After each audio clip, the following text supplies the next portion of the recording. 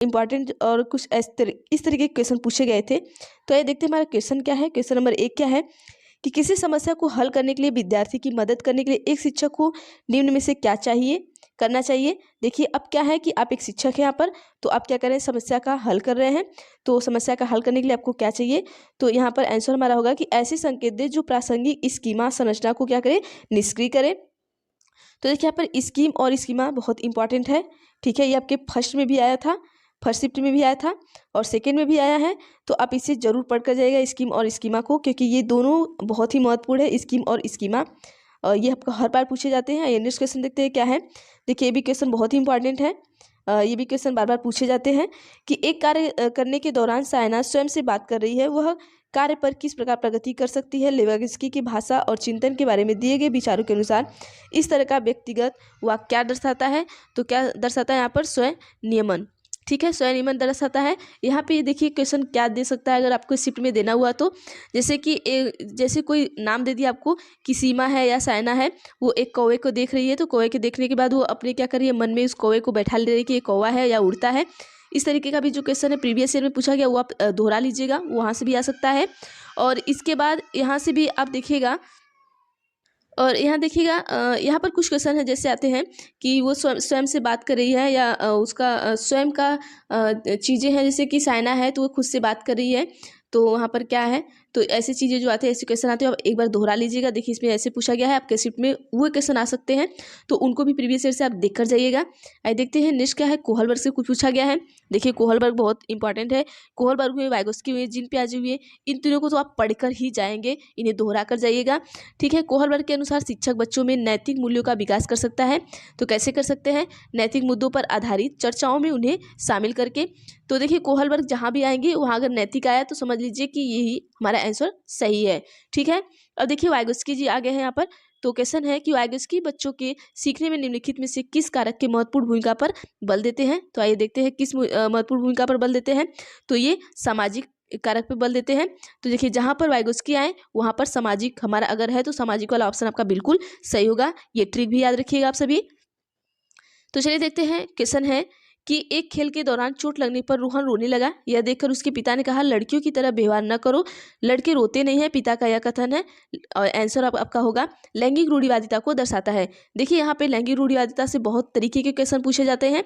तो यहाँ पर ऐसे आया है, फर्स्ट शिफ्ट में भी आपका आया था लैंगिक रूढ़िवादिता से, तो इसमें भी आया है। और एक है, देखिए इसी से रिलेटेड एक क्वेश्चन है कि अच्छा लड़की और अच्छा लड़का, ये भी क्वेश्चन आप पढ़ लीजिएगा। अच्छा लड़की अच्छा लड़का, ठीक है, मतलब गुड गर्ल गुड बॉय, ये वाला जो क्वेश्चन है ये भी पढ़िएगा। किसी न किसी शिफ्ट में ये क्वेश्चन जरूर पूछेगा, आप ध्यान दीजिएगा। हो सकता है आप ही के शिफ्ट में पूछ दे। तो चलिए नेक्स्ट क्वेश्चन देखते हैं हमारा क्या है। देखिए एनसीएफ 2005, ये भी बहुत इंपॉर्टेंट है, ये दोनों शिफ्ट में पूछा गया है और दोनों दिन ये क्वेश्चन पूछा गया है। क्वेश्चन क्या है, कौन सा एनसीएफ 2005 का एक दिशा निर्देशन सिद्धांत नहीं है। तो विद्यार्थी में अंकगणितीय क्षमता बढ़ाना। ठीक है, ये एनसीएफ 2005 दोनों दिन पूछा गया है। तो एनसीएफ 2005 को रट कर घोट कर जैसे है वैसे करके जाइएगा। नेक्स्ट क्वेश्चन देखते हैं क्या है कि एक 5 साल का बच्चा यह तर्क नहीं कर पाता है कि जब पानी को ऊंचे और सक्रिय गिलास में चौड़े बर्तन में डाला जाता है तो पानी की मात्रा उतनी ही रहती है। ऐसा इसलिए होता है कि आंसर हमारा क्या होगा, वह विपरीत चिंतन नहीं कर सकता है। अब देखिए यहाँ पर ऐसे दिया है, तो आपके शिफ्ट में पूछ सकता है कि सीमा है, सीमा के पापा ने पानी को गिलास में दिया, और सीमा और रीमा दोनों को दिया है। तो सीमा का जो ग्लास है वो थोड़ा क्या है, बड़ा है, और रीमा का ग्लास क्या है, थोड़ा चौड़ा है और छोटा है, इसका सकरा है। तो वो इसमें पानी डालते हैं, या तो रीमा उन्हें चिढ़ाती है कि सीमा को कम पानी मिला है। ठीक है, इस तरीके का जो क्वेश्चन आया था, ये क्वेश्चन भी आप में पूछ सकता है। जैसे देखिए हम एक बार आपको ये समझा देते हैं कि देखिए ये मान लीजिए ये ग्लास पतला है और ये लंबा है, ये रीमा का ग्लास है। ठीक है, और ये ग्लास चौड़ा है बट छोटा है, ये किसका है, सीमा का है। ठीक है, अब उनके पापा दोनों को जूस देते हैं यहाँ पर। अगर जूस देने के बाद रीमा को ये लगता है कि सीमा को जूस कम मिल रहा है, वो बहुत खुश होती है यहाँ पर। ठीक है, इस तरीके का जो क्वेश्चन है वो भी क्वेश्चन आप पढ़कर जाइएगा, आपके शिफ्ट में पूछ सकता है। चलिए देखते हैं क्वेश्चन क्या है कि शिक्षक दिवस पर भाषण देने से पहले रमन दर्पण के सामने भाषण देकर अभ्यास करता है। तो ये यहाँ पर क्या होगा, क्वेश्चन ये है। आंसर इसका तो शायद मैंने नहीं लिखा है, देख लीजिएगा इसका आंसर आप सभी। क्वेश्चन आप देख लीजिएगा। आइए देखते हैं आंसर क्या है कि वागेस्की ने इस गतिविधि को डैश के रूप में वर्णित किया है। तो किसके, अच्छा ये देखिएगा क्वेश्चन पूरा है, आधा यहाँ पर हो गया यहाँ पर कि शिक्षक दिवस पर भाषण देने से पहले रमन दर्पण के सामने भाषण देकर अभ्यास करता है। तो वागेस्की के इस गतिविधि को डैश के रूप में वर्णित किया जाता है। तो क्या है, निजी भाषण है, क्योंकि वह स्वयं से क्या कर रहा है, वहाँ पे सीख रहा है, वहाँ पर क्या हो रहा है, निजीकरण हो रहा है। तो इसे हम क्या कर सकते हैं, निजी भाषण कर सकते हैं।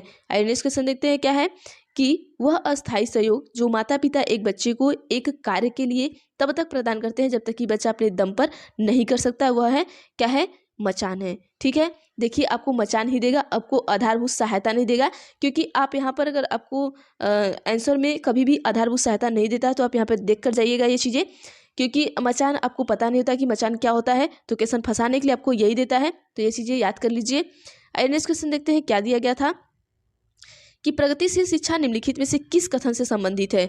तो जो हमारी प्रगतिशील शिक्षा है वो ज्ञान, प्रत्यक्ष अनुभव और सहयोग से क्या होता है, उत्पन्न होता है। क्वेश्चन है कि भाषा विकास के लिए सबसे संवेदनशील समय निम्नलिखित में से कौन सा है। तो आपका प्रारंभिक बचपन है। आइए नेक्स्ट क्वेश्चन देखते हैं कि बाल केंद्रित शिक्षा का समर्थन निम्नलिखित में से किस विचारक के द्वारा किया गया है। तो ये जॉन डेवी के द्वारा किया गया है। एक सेकेंड रुकिएगा आप सभी,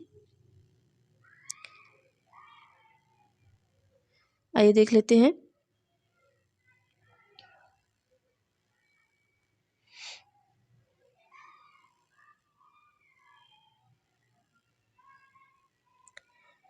यहाँ पे देखिएगा जॉन डेवी। आइए नेक्स्ट क्वेश्चन देखते हैं क्या है। व्यवहार के निरीक्षण द्वारा किसी की मानसिक दशा का पता लगाना किस विधि की विशेषता है। तो ये किस विधि की विशेषता है, आपका निरीक्षण करना। मतलब आप यहाँ व्यवहार के निरीक्षण के द्वारा क्या कर रहे हैं, मानसिक स्थिति का पता लगा रहे हैं। तो आप क्या कर रहे हैं, वहाँ निरीक्षण कर रहे हैं। ठीक है, स्कूल बच्चों के समाजीकरण की एक ऐसी संस्था है जहाँ देखिए समाजीकरण, इससे भी क्वेश्चन बहुत पूछे जाते हैं। यहाँ पे क्वेश्चन आपके उसमें पूछ सकता है कि समाजीकरण, पहला समाजीकरण क्या है, दूसरा समाजीकरण क्या है। तो जो बच्चे का प्राथमिक समाजीकरण होता है वो कहाँ से होता है, परिवार से होता है। एक सेकेंड, पहला समाजीकरण जो होता है वो किससे होता है, परिवार से होता है, माता पिता से होता है, ये होगा। जो द्वितीय समाजीकरण होता है आपका विद्यालय से होता है। तो आपका ये भी क्वेश्चन पूछ सकता है। अगर समाजीकरण से यहाँ ऐसे क्वेश्चन पूछे हैं तो यहाँ पे आपको ऐसे भी क्वेश्चन पूछ सकते हैं, लेकिन समाजीकरण बहुत इंपॉर्टेंट है। उसमें से 4 या 5 क्वेश्चन ऐसे हैं जो आना ही आना है। ठीक है, चलिए देखते हैं नेक्स्ट क्वेश्चन क्या है कि बुद्धिलब्धि की अवधारणा दी गई थी, किसके द्वारा दी गई थी, स्टर्नबर्ग के द्वारा दी गई थी। तो बुद्धिलब्धि भी आप याद करके जाएगा, यहाँ से भी पूछ सकता है। या तो बुद्धिलब्धि का आपको पूछ सकता है कि बुद्धिलब्धि जो है उसका सूत्र क्या होता है, ये भी आपके शिफ्ट में आ सकता है। तो ये चीज़ जरूर पढ़ के जाइएगा। आइए देखते हैं नेक्स्ट क्वेश्चन क्या पूछा है कि खेल के माध्यम से बालक में कौन सा गुण विकसित होता है। तो कौन सा गुण विकसित होता है, सामाजिक। आइए देखते हैं कैसे होता है। बच्चा खेल रहा है तो वो समाज में क्या कर रहा है, समाज से चीज़ों को क्या कर रहा है, सीख रहा है। तो उसमें क्या आएगा, सामाजिक गुण आएगा। निम्नलिखित में से संज्ञानवादी पद्धति के जनक है। तो संज्ञानवादी पद्धति के जनक कौन है, जीन पियाजे और ब्रूनर है। जीन पियाजे को भी ध्यान से पढ़िएगा, ब्रूनर को नहीं पढ़ेंगे चलेगा, लेकिन जीन पियाजे के सारे क्वेश्चन जितने हैं आप पढ़ कर जाइएगा। ठीक है, आइए देखते हैं नेक्स्ट क्वेश्चन क्या है। और हाँ देखिए यहाँ पर हार्वर्ड गार्डनर, इनको भी पढ़कर जाइएगा आप जरूर से जरूर। हार्वर्ड गार्डनर के सिद्धांत के अनुसार एक कक्षा में तरह तरह के अध्यापन रणनीतियों का इस्तेमाल होना जरूरी है, क्योंकि वह बुद्धि बौद्धिकता को निष्पादित करने में क्या करते हैं, मददगार हैं। आइए नेक्स्ट क्वेश्चन देखते हैं। यहाँ पर देखिए लैंगिक रूढ़िवादिता से हमने आपको कहा था कि क्वेश्चन आता है। जैसे यहाँ पर है पुरुष समानता दिमाग से सोचते हैं और महिलाएं अपने हृदय से सोचती हैं, यह कथन क्या दर्शाता है। तो लैंगिक रूढ़िवादिता दर्शाता है। या तो यहाँ पर कुछ और पूछ सकता है कि आप एक टीचर हैं, तो आप एक शिक्षिका हैं और एक शिक्षक हैं, तो उन्हें अगर वो ऑफिस में है तो उन्हें किसी अलग तरीके से बुलाया जाता है, या किसी बैठक में बैठे हैं तो उन्हें अलग अलग बुलाया जाता है, तो वहाँ भी लैंगिक रूढ़िवादिता होगा। तो इस तरीके के क्वेश्चन आपके शिफ्ट में भी आ सकते हैं। और लैंगिक रूढ़िवादिता बहुत इंपॉर्टेंट है, आप याद करिएगा इसको। यहाँ से जितने भी क्वेश्चन आते हैं आप जरूर पढ़ के जाइएगा। क्वेश्चन है वो कौन सी बाह्य कारक है जो बालक को कक्षा में रुचि लेने से रोकते हैं। संस्कृति और प्रशिक्षण है। ठीक है, डिसलेक्सिया किससे संबंधित है, पठन विकार से। आप डिसलेक्सिया, डिसग्राफिया, डिसकैलकुलिया और उसके बाद डिसफ्रेजिया, ये सारे जितने भी हैं सारे आप याद करके जाइएगा, इसे याद कर लीजिएगा। अगर आप हमें कमेंट करेंगे तो मैं इसका एक वीडियो बना दूंगी डिसग्राफिया, डिसफेजिया का, वहाँ से सारी चीज़ आपको मिल जाएंगी। चलिए नेक्स्ट क्वेश्चन देखते हैं हमारा क्या है कि बच्चे तब तक सर्वाधिक सृजनशील होते हैं जब ये गतिविधि में भाग लेते हैं। कब लेते हैं, अपनी रुचि से लेते हैं, तभी वो क्या होंगे, सृजनशील होंगे। क्योंकि जब तक बच्चा अपनी रुचि से किसी चीज़ में भाग नहीं लेगा वो कभी भी सृजनशील नहीं हो सकता है। आइए देखते हैं नेक्स्ट क्वेश्चन क्या है हमारा। कोई शिक्षिका अपने विद्यार्थियों को क्या कहे कि उन्हें भीतरी प्रेरणा के साथ कार्य करने के लिए प्रोत्साहित कर सके। तो इसे हम कहेंगे, इसे करने की कोशिश करो तुम सीख जाओगे। ठीक है, यहाँ पर ये क्वेश्चन आ सकता है। आइए देखिए, राष्ट्रीय पाठ्यचर्या रूपरेखा 2005 के अनुसार बच्चों के आकलन का सही तरीका क्या है। तो दैनिक गतिविधियां हैं। हम आपको फर्स्ट शिफ्ट में भी बोले थे कि आप एनसीएफ 2005, 2000 और एक है 2009, एक्ट जो आपका है 2009, ये याद करिएगा। और जो अभी नई शिक्षा नीति आई है 2020, उसे भी आप पढ़िएगा जरूर। ठीक है, आइए देखते हैं क्वेश्चन क्या है। आइए देख लेते हैं क्वेश्चन कि राष्ट्रीय पाठ्यचर्या की रूपरेखा 2005 किस सूझ के आधार पर पाठ्यचर्या के आधार पर अधिक बल देती है। तो आपका यहाँ पर जाएगा शिक्षा बिना बोझ के। क्वेश्चन आपका है, देखिए जो हमारा 2005 है वो क्या करता है क्या नहीं करता है। 2005 के बारे में आप बिल्कुल अच्छे तरीके से पढ़िएगा। ये फर्स्ट शिफ्ट में भी आया था, सेकंड में भी आएगा आपका, आपके शिफ्ट में भी ये आ सकता है।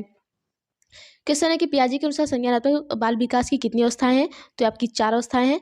तो हम जैसे आपको कहें कि पियाजे को पढ़कर जाइएगा, पियाजे की चारों अवस्थाओं को पढ़कर जाइएगा। ठीक है, लॉरेंस कोहलबर्ग, देखिए इनसे फिर से क्वेश्चन पूछा गया है कि लॉरेंस कोहलबर्ग विकास के क्षेत्र में किस शोध के लिए जाने जाते हैं। तो वे नैतिक के लिए जाने जाते हैं। जहां भी कोहलबर्ग आए वो नैतिकता आप लगा दीजिएगा तुरंत। ठीक है, अब स्पीयरमैन, देखिए स्पीयरमैन से कुछ ही क्वेश्चन पूछे गए हैं।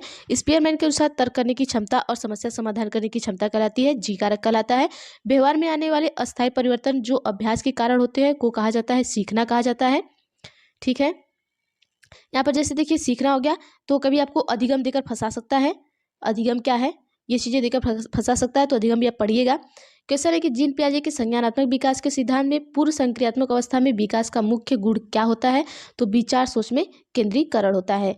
देखिए विचार सोच में जैसे जीन पियाजे जी हैं, तो ये संज्ञानात्मक विकास के सिद्धांत में क्या किए हैं कि पूर्व संक्रियात्मक अवस्था के विकास का गुण क्या होता है। तो उसमें क्या होता है, जो पूर्व संक्रियात्मक अवस्था होती है उसमें विचार और सोच में क्या होता है, केंद्रीकरण होता है। आइए देखते हैं साइंस के क्वेश्चन कैसे पूछे गए हैं। तो कुछ क्वेश्चन है कहाँ कहाँ से आए हम वो देख लेते हैं। तो साइंस में जैसे ह्यूमन बॉडी से आपका क्वेश्चन आ गया है, तो ह्यूमन बॉडी से आपको कोई भी क्वेश्चन पूछ सकता है और ये तो आपको पता है।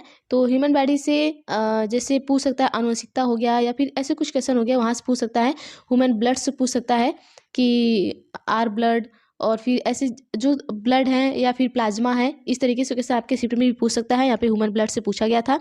विटामिन से पूछ सकता है, आपके शिफ्ट में भी पूछ सकता है कि गाजर में कौन सी विटामिन पाई जाती है।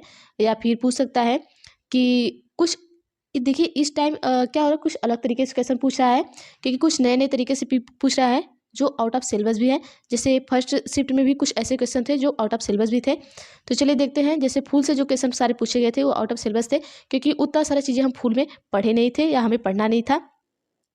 चलिए देखते हैं, सिरा और धमनी से संबंधित प्रश्न पूछा गया है, पौधे से संबंधित प्रश्न पूछा गया है। एनसीएफ 2005, देखिए एनसीएफ 2005 हर जगह आता है इसलिए मैं कहती हूँ इसे रट्टा मार लीजिए आप सभी। मूल्यांकन से संबंधित प्रश्न है और यहाँ पर देखिए मूल्यांकन हुआ, आपका आकलन हुआ, ये सब एक रट्टा मारने वाले हैं, इन्हें रट्टा मार लीजिए क्योंकि यहाँ से क्वेश्चन आते हैं। देखिए जब हम आपको पहले बता दिए 2005 हुआ, आपका 2000 हुआ, 2009 हुआ और 2020 हुआ आपका नई शिक्षा नीति। इससे भी क्वेश्चन आपको बहुत ज़्यादा पूछा जा रहा है और नई शिक्षा नीति तो आप पढ़ कर जाइए क्योंकि यहाँ से बहुत ज़्यादा क्वेश्चन पूछा जा रहा है। आइए देखते हैं, जो गणित है हमारा, मैथ है, मैथ से कहाँ कहाँ से क्वेश्चन आए थे। त्रिभुज से संबंधित आए थे, तो त्रिभुज से कुछ क्वेश्चन आप दोहरा लीजिएगा। संख्या पद्धति संबंधित प्रश्न आए थे, तो संख्या पद्धति से एक दो क्वेश्चन आप जिस तरीके से आपको समझ में आए एक बार दोहरा कर जाइएगा। जियोमेट्री संबंधित प्रश्न आए थे, अलजेब्रा से संबंधित आए थे, बोर्ड मास से संबंधित प्रश्न आए थे, रेशियो से भी प्रश्न आए थे, रेशियो से भी आप क्वेश्चन दोहरा कर जाइएगा, देख लीजिएगा एक बार आप। और यहाँ पर देखिए मेंसुरेशन से संबंधित प्रश्न आए थे और एनसीएफ 2005 से भी संबंधित प्रश्न आए थे। देखिए एनसीएफ 2005 कहीं भी पीछा नहीं छोड़ रहा है, हर जगह इससे प्रश्न आए थे। जो आपका मैथ का पेडागोजी है उसमें एनसीएफ 2005 से क्वेश्चन पूछा गया था। और इसमें देखिए आकलन से भी संबंधित प्रश्न आए थे, जैसे कि देखिए वहाँ पे हम आपको बता दिए मापन से आया था, वहाँ पर भी एक प्रश्न आया था, एक सेकेंड देख लेते हैं। जैसे देखिए यहाँ पर मूल्यांकन से आया है, तो यहाँ पर देखिए क्या है, आकलन से आया हुआ है प्रश्न। ठीक है, तो आज के लिए बस इतना ही, तो ये आपका टॉपिक खत्म होता है। अगर हमें आपका एसएसटी का क्वेश्चन मिला तो मैं वो भी करा दूंगी, क्योंकि अभी मुझे एसएसटी का कोई क्वेश्चन मिला नहीं है। तो अगर मिलता है तो मैं करा देती हूँ। तो आप सभी क्वेश्चन को जरूर पढ़ के जाइएगा, आपके आगे की शिफ्ट के लिए बहुत ही अच्छा रहेगा। अगर चैनल पर नए हैं, वीडियो अच्छी लगी तो लाइक करिएगा और शेयर भी करिएगा और सब्सक्राइब भी करिएगा।